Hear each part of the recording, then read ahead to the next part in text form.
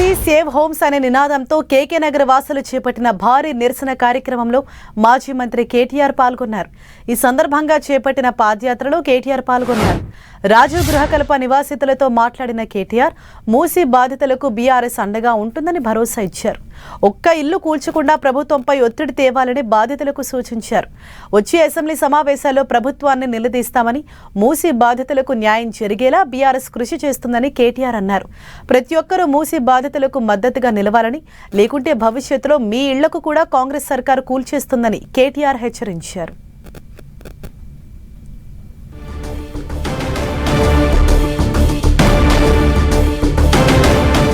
DPR లేని చోట పేదల ఇళ్లు ఎలా కూలుస్తారని ప్రశ్నిస్తున్న మాజీ మంత్రి కేటీఆర్తో మా ప్రతినిధి కరుణాకర్ ఫేస్ టు ఫేస్. దండయాత్ర ద్వారా ఏం చెప్పదలుచు? మేము చెప్పేదల్లా ఒకటే, మూసీని ఇవాళ పేదవాడికి నష్టం జరగకుండా, మధ్యతరగతి ప్రజలకు నష్టం కలగకుండా, పైసా కూడబెట్టి వారు కట్టుకున్న ఇండ్లను చెడగొట్టకుండా చేసే అవకాశం సంపూర్ణంగా ఉంది.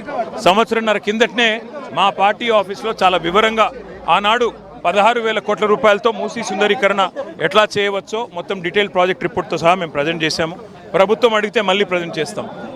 గాంధీ కుటుంబానికి 1000 కోట్లు ఇస్తానని రేవంత్ రెడ్డి గారు ఏదైతే చెప్పారో దానిలో భాగంగానే ఈ 1,50,000 కోట్లు అని చెప్పి అంచనాలు పెంచి దోచుకోవడానికి, దోపిడీకి తప్ప ఈరోజు ఈ ప్రభుత్వానికి రియల్ ఎస్టేట్ యావా, భూముల యావ తప్ప ఇంకోటి ఏమీ లేదు. ఈ దోపిడీని అడ్డుకోవడానికి, సామాన్యుడి ఇండ్లు కూలగొట్టకుండా చూడడానికే ఈరోజు ఈ 3.5 కిలోమీటర్ల పాదయాత్ర. మీరు బాధితులు అంటున్నారు, ప్రభుత్వం ఏమో ఆక్రమణదారులు అంటున్నారు.